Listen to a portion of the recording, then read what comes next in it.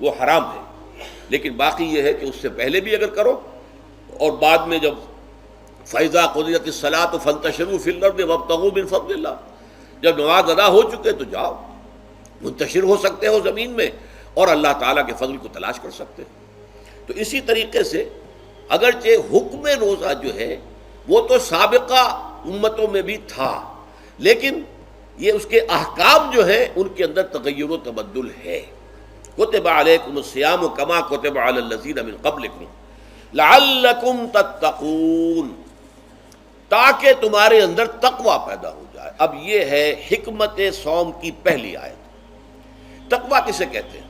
بچنا۔ کس چیز سے بچنا؟ اللہ نے جو چیزیں حرام کی ان سے بچنا، اللہ کے احکام کو توڑنے سے بچنا۔ دیکھیے یہ لفظ جو ہے اس کا مادہ ہے وا، قاف اور یا، وقا۔ وقا یقی کے معنی ہے کسی کو بچانا۔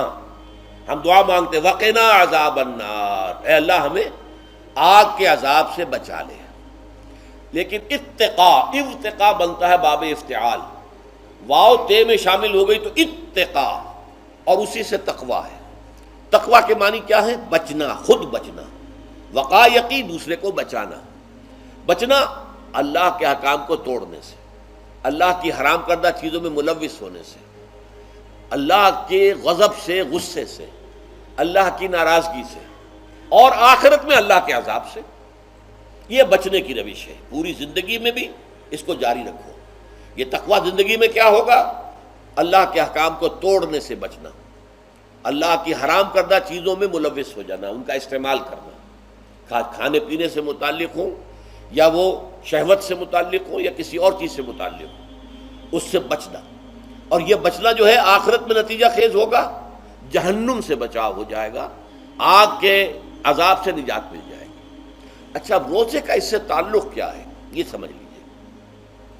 دیکھیے ہمارے گناہوں کا سب سے بڑا سبب ہمارے نفسانی تقاضے ہیں۔ ہم ایک حیوان بھی ہیں اور حیوان سے برتر بھی کچھ ہے، وہ میں بعد میں عرض کروں گا، لیکن حیوان تو ہے۔ جیسے ہر حیوان کو کچھ خوراک کی ضرورت ہے، ہمیں بھی ضرورت ہے۔ ہر حیوان کو بقائے نسل کا معاملہ جنسی ہے، وہ ہمارا بھی ہے۔ ہر حیوان کو کوئی نہ کوئی سر چھپانے کی جگہ چاہیے، کوئی گھونسلہ ہو، کوئی کھو ہو، کوئی بل ہو، کچھ بھی ہو، کچھ تو چاہیے آخر۔ اسی طریقے سے ہمارے سارے تقاضے ہیں۔ حیوانات کو بھی آرام چاہیے، ہمیں بھی آرام چاہیے۔ یہ حیوانی تقاضے جو ہیں، جن کو ہم کہیں گے اینیمل انسٹنکٹس، ہمارے وجود کے اندر ہیں یہ، اور ان کا تقاضا ہمارے اندر سے ابھرتا ہے۔ اسی کو اڈ اینڈ لیبیڈو کہا ہے فرائڈ نے۔ جدید نفسیات کا بابا آدم جو ہے وہ فرائڈ ہے، اس نے اسے اڈ اور لب سے تعبیر کیا ہے، اس سے اوپر سیلف کو لایا ہے، اور اس کے بعد جو ہے وہ سپر ایگو ہے۔ تو یہ تین درجے اس نے متعین کیے ہیں، اور میں اس کی دقت نظر، ایکیوٹی آف آبزرویشن کا بہت قائل ہوں۔ اگرچہ نظریات کا جو نتیجہ اس نے نکالا ہے وہ غلط ہے، لیکن ایکویٹی آف آبزرویشن کا قائل ہوں کہ اس نے انسانی شخصیت کے تین لیولز کو آئیڈینٹیفائی کیا ہے۔ یہی تین لیولز ہمارے ہاں ہیں، نفس، قلب، روح، یہ تین لیولز ہیں۔ اس نے کہا اڈ اینڈ لیبیڈو یہ لویسٹ ہے، پھر ایگو، سیلف، پھر سپر ایگو۔ تین لیول وہ بھی مانتا، اگرچہ ان کی تعبیر اس نے غلط کی ہے، لیکن جہاں تک اڈ اور لیبیڈو کی تعبیر ہے وہ صحیح ہے، وہ حیوانی تقاضے ہیں۔ اچھا ان حیوانی تقاضوں کے بارے میں یہ بات بالکل واضح رہنی چاہیے کہ یہ اندھے بہرے ہیں، انہیں صرف اپنی گریٹیفیکیشن، اپنے تسکین سے جو ہے ساری بحث ہے، اس سے کوئی غرض نہیں کہ حلال ذریعے سے ہو حرام ذریعے سے ہو۔ پیٹ کھانے کو مانگتا ہے بھوک کے اندر، اب آدمی جو ہے حرام کے اندر بھی بیمار بیٹھتا ہے، یہاں تک کہ خود شریعت اجازت دیتی ہے کہ اگر جان پر بن جائے، آدمی جو ہے وہ فاقے سے مر رہا ہو، تو وہ کوئی حرام چیز کھا کر بھی اپنی جان بچا سکتا ہے، لیکن عام حالات میں نہیں۔ لیکن ہو سکتا ہے ہمارا چٹخارا جو ہے وہ حرام کی طرف ہمیں لے جائے۔ کسی کو واقعتاً اللہ نہ کرے کہ سور کے گوشت کا چسکا لگ جائے، وہ اس کے بغیر بچتا ہی نہیں، کھاتا ہے۔ شراب کی عادت ہو گئی، پیتا ہے، یہ نہیں۔ تو ہمارا پیٹ مانگتا ہے، اور اسے اس سے غرض نہیں کہ حلال سے کھایا ہے یا حرام سے کھایا ہے۔ ہماری شہوت اپنی تسکین چاہتی ہے، اسے اس سے غرض نہیں کہ حلال سے یا حرام سے، جائز سے یا ناجائز سے۔ اسی طریقے سے ہمارے تمام تقاضے جو حیوانی ہیں، ایک تو یہ کہ بہت زوردار ہیں، اور چونکہ وہ اندھے بہرے ہیں، لہذا جو قرآن میں کہا گیا ان النفس لامارۃ بالسوء، یہ نفس تو بدی کا حکم دیتا ہی ہے، یہ گویا کہ اس کے اندر رجحان جو ہے انہیرنٹ ہے کہ وہ بدی کی طرف انسان کو ترغیب دلاتا ہے، چاہے وہ اپنی ضروریات سے متعلق ہو، چاہے چٹخاروں سے متعلق ہو، چاہے جو بھی لذت اسے درکار ہے اس سے متعلق ہو، چاہے وہ جنسی لذت ہے اور چاہے وہ طعام کی، یعنی جسے ہم کہتے ہیں کہ انسان جو ہے وہ اپنے پیٹ اور فرج کا غلام بن کر رہ جائے، اس لیے کہ جو تقاضا بھی آیا ہے اس کو وہ پورا کر رہا ہے۔ یہ جو کیفیت انسان کی ہے، اس کے لیے ایک مشق جو ہے وہ روزہ فراہم کرتا ہے۔ روزے کے آپ نے 12، 13، 14 گھنٹے کا بھی روزہ ہوتا ہے، بعض جگہوں پر 16، 17 گھنٹے کا روزہ ہوتا ہے۔ اس عرصے میں آپ اپنے نفس کو حلال چیزوں سے بھی روکے رکھتے ہیں۔ اس منہ زور گھوڑے کو جو ہے آپ اس کی لگام کس کر رکھتے ہیں کہ حلال بھی نہیں کھانے دے رہے، بھوک لگی ہوئی ہے، کھانا بہترین موجود ہے، نہیں کھا سکتے، اللہ کا حکم نہیں ہے، اللہ کی اجازت نہیں، شدید پیاس ہے، بہترین مشروبات فریج میں رکھی ہوئی ہے، نہیں کھا سکتے، نہیں پی سکتے، جائز نہیں ہے، حالانکہ حلال ہے، حرام نہیں ہے، بیوی موجود ہے، یا جیسے کہ لونڈیوں کا معاملہ ہوتا تھا، لونڈی موجود ہے، لیکن نہیں، آپ اپنی شہوت جو ہے وہ اس سے پوری نہیں کر سکتے۔ یہ پابندیاں نفس کے اوپر لگانا، یہ ایک مشق ہے، یہ ایک ریاضت ہے۔ اس ریاضت کا حاصل یہ ہونا چاہیے کہ انسان بقیہ 11 مہینوں میں اپنے آپ کو حرام سے تو بچائے نا۔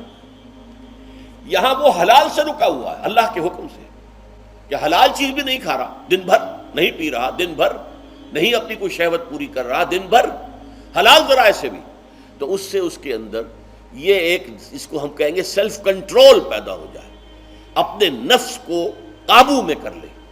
یہ گویا کہ اس کا سب سے پہلا، اس روزے کی ریاضت، روزے کی مشق کے حوالے سے یہ اس کی حکمت ہوئی کہ اس سے کے ذریعے سے انسان میں سیلف کنٹرول پیدا ہو رہا ہے، ضبط نفس۔ یہاں پہ تھوڑی سی میں وضاحت کر دوں، رہبانیت کے اندر آپ کو معلوم ہے کہ سیلف اینیہیلیشن، انگریزی الفاظ جو ہیں وہ زیادہ بعض لوگوں کے لیے واضح ہوں گے، نفس کشی، نفس کو کچل دینا، ختم کر دینا، مار دینا، یہ رہبانیت میں ہوتا ہے، اسلام میں نہیں۔ اسلام کا نظام بڑا متوازن ہے۔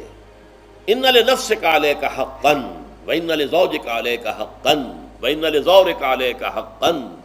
حضور نے فرمایا دیکھو تمہارے نفس کا بھی تم پر حق ہے، اسے مناسب حد تک آرام دینا بھی تمہارے ذمے ہے، اسے غذا بہم پہنچانا بھی تمہارے ذمے ہے، فرق صرف کیا ہے، حلال سے ہو حرام سے نہ ہو، اس کی شہوت کو پورا کرنا بھی تمہارے ذمے ہے، فرق صرف کیا ہے، جائز راستے سے ہو حرام سے نہ ہو۔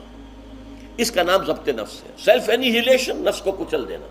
یہ جو تپسیاں جو ہیں ہندو سادھو کرتے رہے ہیں، اور جو سب سے زیادہ معاملہ جو ہے وہ جو راہب ہوتے تھے حضرت مسیح علیہ السلام کے پیروکاروں میں، انہوں نے تاریخ کے اندر جو مثالیں دی ہیں اس کا جو ہے اندازہ کرنا مشکل ہو جاتا ہے کہ کس درجے وہ لوگ اپنے نفس کو کچل دیتے تھے، جس کا قرآن مجید میں سورہ حدید میں ذکر بھی ہے۔ اکثر لوگ تو پابندی نہیں کر سکتے تھے، اپنے اوپر پابندیاں لگانے کے بعد غلط راستوں پر بھی چل پڑتے تھے، لیکن جو لوگ ان پابندیوں کو نبھاتے تھے وہ کس انتہا تک جاتے تھے۔ کبھی آپ جو ہے ہسٹری آف کرسچن مناسٹسزم پر جو تاریخ کی کتابیں لکھی گئی ان کو پڑھیں تو اندازہ ہوگا۔ مولانا مودودی نے تفہیم القرآن میں اس کا کچھ حوالے دیے ہیں، اور واقعہ یہ کہ رونگٹے کھڑے ہو جاتے ہیں انسان پر کہ اس درجے میں انہوں نے اپنے نفس کو کچلا تھا۔ ہمارے صوفیہ کے ہاں بھی بعض ایسی روایات صحیح ہیں یا غلط ہے بیان کی جاتی ہیں، لیکن اسلام کا اصل معاملہ کیا ہے، توازن، اعتدال۔ تمہارے نفس کا بھی تم پر حق ہے، ان لنفسک علیک حقا، تمہاری بیوی کا بھی تم پر حق ہے، وَإِنَّ لِزَوْجِكَ عَلَيْكَ حَقًّا، اور تمہارا جو بھی کوئی ملاقاتی آئے، کوئی دوست ہے، اس کا بھی زورک علیک حق، زیارت کرنے کے لیے کوئی آیا اس کا بھی حق ہے، ان کے حقوق ادا کرو۔ حضرت عبداللہ ابن عمرو بن العاص رضی اللہ تعالی عنہما صحابہ کرام میں اس اعتبار سے بہت ممیز تھے کہ ان پر عبادت جو ہے، عبادت گزاری کا اتنا غلبہ ہو گیا تھا، ہر روز روزہ رکھتے تھے اور رات کو پوری رات کھڑے رہتے تھے۔ حضور کو اطلاع دی گئی، حضور نے طلب کیا فوراً، آپ نے فرمایا یا عبداللہ الم نخبر، کیا ہمیں یہ خبر نہیں دی گئی انک تصوم الدہر وتقوم اللیل، کہ تو ہمیشہ رات کو کھڑا رہتا ہے نماز میں اور ہر روز روزہ رکھتا ہے. اب ظاہر بات ہے حضور کے حضور میں جھوٹ کیسے بولتے؟ ویسے بھی جھوٹ بولنے کا سوال نہیں صحابے کے لیے. تو عرض کیا بلا یا رسول اللہ ایسی ہے تو صحیح ہے. فرمایا لا تفعل، ہرگز ایسا مت کرو. فإن لنفسك عليك حقا وإن لزوجك عليك حقا وإن لزورك عليك حقا، تمہارے نفس کا بھی تم پر حق ہے. روزہ رکھو بھی اور افطار بھی کرو. بہترین روزہ جو ہے وہ حضرت داؤد علیہ السلام کا تھا. ایک دن روزہ رکھتے تھے، ایک دن افطار کرتے تھے. لیکن یہ ہے کہ آپ ہفتے میں 2 دن روزے حضور کے ہیں، سوموار کو اور جمعرات کو. مہینے میں 3 روزے یہ ہیں. اس میں گویا کہ سنت پر عمل بھی ہو جائے گا. لیکن یہ کہ ہمیشہ روزہ رکھنا، بلکہ یہاں تک کہا گیا ما ساما من سامت دہر، جو ہمیشہ روزہ رکھتا ہے اس نے کوئی روزہ رکھا ہی نہیں. کیا مطلب؟ یہ تو اس نے اپنی ہیبٹس بدل لی ہیں. ہیبٹس ہو گئی ہیں یہ کہ سارا دن بھر نہیں کھانا، صبح کھانا شام کو کھانا، بس. یہ تو اس نے اپنی ہیبٹ بدل لی ہے. روزہ ہیبٹ بن گیا اس کا. ما ساما من سامت دہر، جس نے ہمیشہ روزہ رکھا اس نے کوئی روزہ رکھا ہی نہیں. اس لیے کہ روزہ تو در حقیقت اس شخص پر شاخ گزرتا ہے جس کو عادت ہے دن میں کھانا کھانے کی. اس کو دن کے اندر 3 کھانے کھانے کی عادت ہے، تبھی تو وہ شاخ گزرے گا. اگر وہ عادت ہی آپ نے بدل لی ہے تو ظاہر بات ہے کہ پھر روزے کی جو برکت ہے وہ تو ظاہر نہیں ہوگی. تو بہرحال اس اعتبار سے غور کیجئے کہ یہ پہلا حکم جو ہے روزے کا، لعلک